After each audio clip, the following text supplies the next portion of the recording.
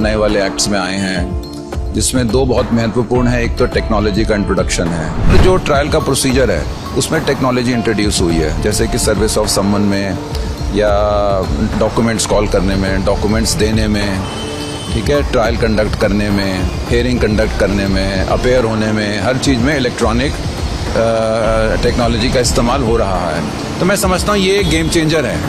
ये ज़रूर कहीं ना कहीं आपके ट्रायल को एक्सपेडाइट करेगा। पहले प्रोसीजर में कहीं टाइमलाइन नहीं होती थी। पहले यही था कि आप एक्सपेडिशियसली ट्रायल करिए, जल्दी ट्रायल करिए, आप एडजर्नमेंट कम दीजिए, लेकिन अब टाइम फ्रेम हो गया है। जैसे कि अगर इन्वेस्टिगेशन के बाद चार्जशीट फाइल होती है तो उसमें कॉग्निजेंस होता है। उसके लिए अब एक टाइम जो है वो बांध दिया गया 90 दिन का। 90 दिन में आप कॉग्निजेंस लेंगे ही लेंगे। कॉग्निजेंस हो जाता है तो उसके बाद चार्ज पे बहस होती है। उसके लिए भी टाइम फ्रेम दे दिया है कि आप 60 दिन में आर्ग्यूमेंट स्टार्ट करिए। अगर आप स्टार्ट कर देते हैं तो 60 दिन में आपको कंक्लूड भी करना है। जब जजमेंट प्रोनाउंस होता है उसमें भी टाइम फ्रेम आ गया, 30 दिन में आपको जजमेंट देना ही देना है और ज़्यादा से ज़्यादा 45 डेज में देना है। सो मैं समझता हूँ ऐसे कई सारे प्रोविजन हैं जिससे हमारे क्रिमिनल जस्टिस सिस्टम पे कोई बेहतर इम्पैक्ट पड़ेगा इसका। ऐसी क्या चीजें हैं जो आईपीसी था उससे बीएनएस में अलग हम देखते हैं जो कि बहुत महत्वपूर्ण होंगे? देखिए, मैं समझता हूँ काफ़ी सारे चेंजेस हैं जो नए वाले एक्ट्स में आए हैं, जिसमें दो बहुत महत्वपूर्ण है। एक तो टेक्नोलॉजी का इंट्रोडक्शन है। पहले टेक्नोलॉजी को हम जजमेंट्स के थ्रू या हाई कोर्ट के रूल्स के थ्रू यूज़ करते थे। सीआरपीसी में उसके बारे में कुछ खास लिखा हुआ नहीं था। ये इंफॉर्मेशन टेक्नोलॉजी एक्ट था 2000 का। अब वो सारी डेफिनेशंस जो हैं वो बीएनएसएस में आ गई हैं, ठीक है ना, भारतीय नागरिक सुरक्षा संहिता में।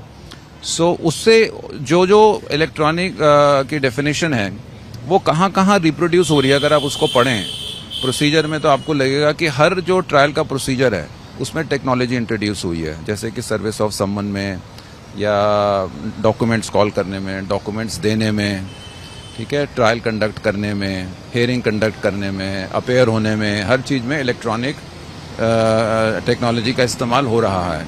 तो मैं समझता हूँ ये गेम चेंजर है। ये ज़रूर कहीं ना कहीं आपके ट्रायल को एक्सपेडाइट करेगा। एक तो ये है। दूसरा है प्रोसीजर में भी काफ़ी चैलेंज है। पहले प्रोसीजर में कहीं टाइमलाइन नहीं होती थी। पहले यही था कि आप एक्सपेडिशियसली ट्रायल करिए, जल्दी ट्रायल करिए, आप एडजर्नमेंट कम दीजिए, लेकिन अब टाइम फ्रेम हो गया है। जैसे कि अगर इन्वेस्टिगेशन के बाद चार्जशीट फाइल होती है तो उसमें कॉग्निजेंस होता है। उसके लिए अब एक टाइम जो है वो बांध दिया गया 90 दिन का। 90 दिन में आप कॉग्निजेंस लेंगे ही लेंगे। कॉग्निजेंस हो जाता है तो उसके बाद चार्ज पे बहस होती है। उसके लिए भी टाइम फ्रेम दे दिया है कि आप 60 दिन में आर्ग्यूमेंट स्टार्ट करिए। अगर आप स्टार्ट कर देते हैं तो 60 दिन में आपको कंक्लूड भी करना है। उसके बाद जब चार्ज फ्रेम हो जाता है तो ट्रायल शुरू होता है। उसमें वो एक्सपेडिशियस ट्रायल के प्रोविजन ऑलरेडी हैं। जब जजमेंट प्रोनाउंस होता है उसमें भी टाइम फ्रेम आ गया, 30 दिन में आपको जजमेंट देना ही देना है और ज़्यादा से ज़्यादा 45 डेज में देना है। सो मैं समझता हूँ ऐसे कई सारे प्रोविजन हैं जिससे हमारे क्रिमिनल जस्टिस सिस्टम पे कोई बेहतर इम्पैक्ट पड़ेगा इसका। इस बार चर्चा में है कि कम्युनिटी सर्विस जो है उसका प्रावधान लाया गया है कई सजाओं के मामले में। ये कितना अलग होगा कि अपराध के अनुपात में ही लोगों को सजा दी जाए? देखिए, माइनर ऑफेंसेस में है, ये मेजर ऑफेंसेस में कम्युनिटी सर्विस नहीं है।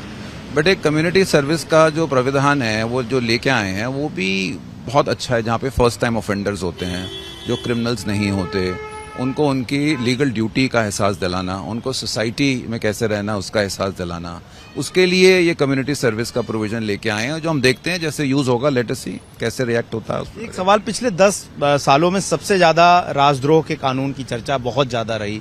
नए कानूनों में क्या उसमें बदलाव किया गया है, देशद्रोह में बदल दिया गया है, और क्या वो इतना इम्पैक्टफुल है या पहले से ज्यादा कठिन हो गया है, ज्यादा उसका उपयोग दुरुपयोग हो सकेगा?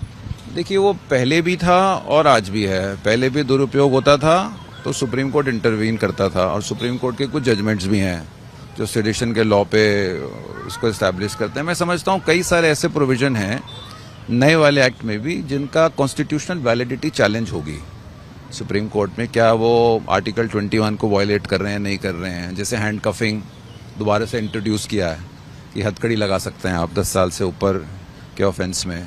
ऐसी कई सारी चीज़ें हैं। ऐसे ये है अपना इसका सेडिशन का भी लॉ जो है वो पुराने वाले लॉ पे टेस्ट होगा, पुराने वाले जजमेंट्स पे।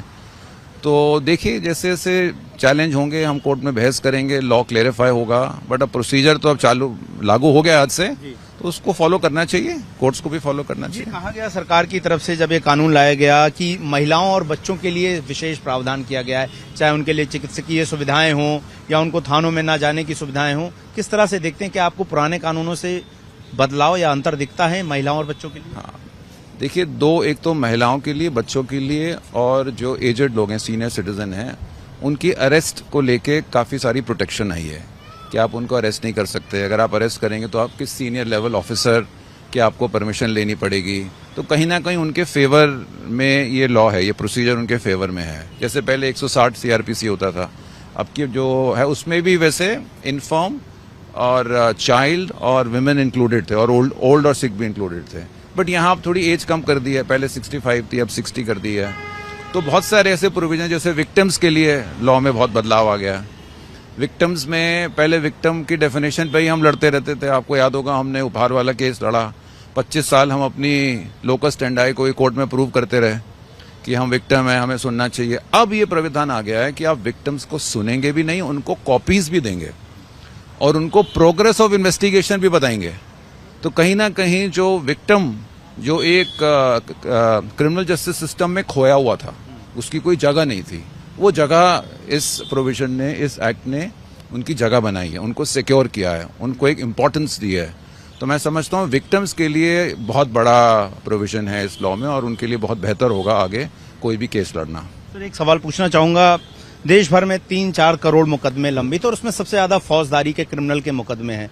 जब कहा जाता है कि न्याय टाइम वक्त से मिलना चाहिए, अब चूंकि देश में 2 तरह के कानून चलेंगे जिन पे या ट्रायल चलेंगे, कि एक पुराने कानूनों पर, एक नए कानूनों पर, लंबित केसों को निपटाने में इससे जल्दी आएगी और देरी बढ़ेगी, क्या आपको लगता है? देखिए थोड़ा बहुत ट्रांजिशन में समय तो लगेगा। अब 1973 में भी सीआरपीसी आई थी, तो भी ऐसा ही हुआ था, तो 2-4 साल लग जाते हैं उसको स्ट्रीमलाइन करने में। यहाँ पे भी मैं समझता हूँ कि थोड़ा टाइम लगेगा, बट इतना मुश्किल नहीं है। देखिए वकील, जजेस सब एजुकेटेड हैं, उनको अपनी लीगल ड्यूटी पता है, तो कोई बहुत, मैं नहीं समझता बहुत कठिनाई का काम होगा। थोड़ा बहुत तो रोज ही होता है, ज्यूरिसडिक्शन से रिलेटेड झगड़े रोज होते हैं कोर्ट में, तो ये भी होंगे। वकीलों के लिए अच्छा है, वकील बिजी रहेंगे 5-7 साल, खासकर क्रिमिनल साइड में फौजदारी वकील ज्यादा बिजी रहेगा। मैंने भी, अगर हम इंडिपेंडेंटली देखें तो कहीं ना कहीं मुझे लग रहा है कि पुलिस को ज्यादा पावर दे दी गई है। सबसे महत्वपूर्ण है पुलिस कस्टडी। सुप्रीम कोर्ट हमेशा से ये कहता है कि पुलिस कस्टडी कम से कम होनी चाहिए, क्योंकि जब एक्यूज पुलिस की कस्टडी में होता है तो कहीं ना कहीं उसके ऊपर दबाव भी हो सकता है, कोर्जन भी हो सकता है, थ्रेट भी हो सकती है कि आप अपना जुर्म को कबूल करिए, उनसे कन्फेशन भी लिखवाया जा सकता है। इसीलिए सुप्रीम कोर्ट ने हमेशा कहा है पुलिस कस्टडी कम रखिए, पुलिस इंडिपेंडेंटली इन्वेस्टिगेट करे। पहले 15 दिन की पुलिस कस्टडी हो सकती थी मैक्सिमम अरेस्ट से, आज वो 60 या 90 डेज हो गई है, जो मैं समझता हूँ कि बहुत ज़्यादा है। और 60-90 डेज का मतलब ये है, और उसमें ये भी प्राविधान है कि अगर एक्यूज की बेल हो जाए, सपोज आज एक्यूज अरेस्ट हो, 10 दिन में उसकी बेल हो जाए, लेकिन टोटल पीरियड तो 60 और 90 है, और उसकी बेल कैंसिल हो जाए 20 दिन के बाद, तो फिर से वो पीरियड शुरू हो जाएगा उसका पुलिस कस्टडी का। तो वो मैं ये समझता हूँ कि पुलिस की जो कस्टडी बहुत एक्सेसिव है। इस पे अब इसको चैलेंज किया जाएगा, क्योंकि ये पुराने सुप्रीम कोर्ट के जजमेंट्स हैं, उनके खिलाफ है। प्लस एक प्राविधान में और देख रहा था कि अगर आप कोई पुलिस ऑफिसर की लीगल डायरेक्शंस को फॉलो नहीं करते तो वो 24 घंटे के लिए किसी भी शख्स को अरेस्ट कर सकता है। पुलिस को एक्सेसिव पावर दी गई है, लेकिन सरकार के लिए सबसे बड़ा टेस्ट क्या है? सबसे बड़ा टेस्ट है जब उन्होंने ऑडियो विजुअल इलेक्ट्रॉनिक की डेफिनेशन डाली और पूरा टेक्नोलॉजी इंट्रोड्यूस करी।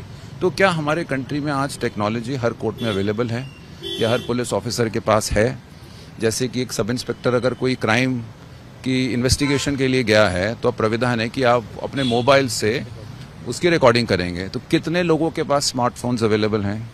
अगर आपने अवेलेबल कर भी दिए हैं तो उसे तुरंत ही एग्जीक्यूटिव मजिस्ट्रेट को और जुडिशियल मजिस्ट्रेट को उसकी टेक्नोलॉजी से वो रिकॉर्डिंग भेजनी है। कितने एग्जीक्यूटिव मजिस्ट्रेट, जुडिशियल मजिस्ट्रेट के पास फोन है या टेक्नोलॉजी है? और अगर है तो उसकी स्टोरेज कहाँ होगी? डेटा कैसे स्टोर होगा? डेटा के ऊपर नंबर कैसे आएगा?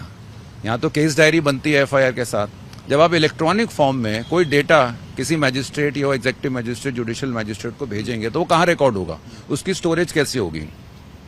तो चेन ऑफ कस्टडी जो है वो रोज चैलेंज हुआ करेगी कि कैसे ट्रांसफर हुआ, कब लिया गया, और वो टेक्नोलॉजी मैच होगी, ठीक है ना। तो वो मैं समझता हूँ इंफ्रास्ट्रक्चर में सरकार को थोड़ा काम करना पड़ेगा, कुछ बजटरी प्रोविजंस बढ़ाने पड़ेंगे, कुछ पैसा लगाना पड़ेगा इनको सरकारों को।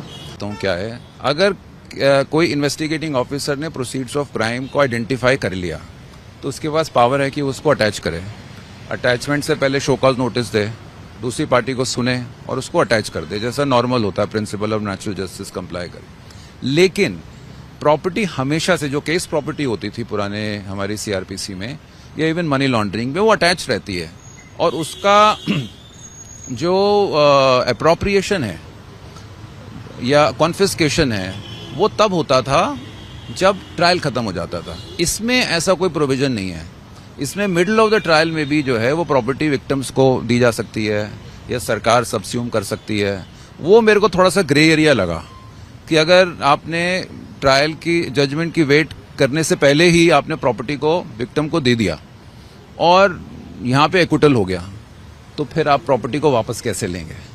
वापस लेने का एक नया सिलसिला शुरू होगा, नया ट्रायल शुरू होगा, नई प्रोसीडिंग शुरू होगी। वो एक वीक लिंक मुझे उस प्रोविजन में लगा।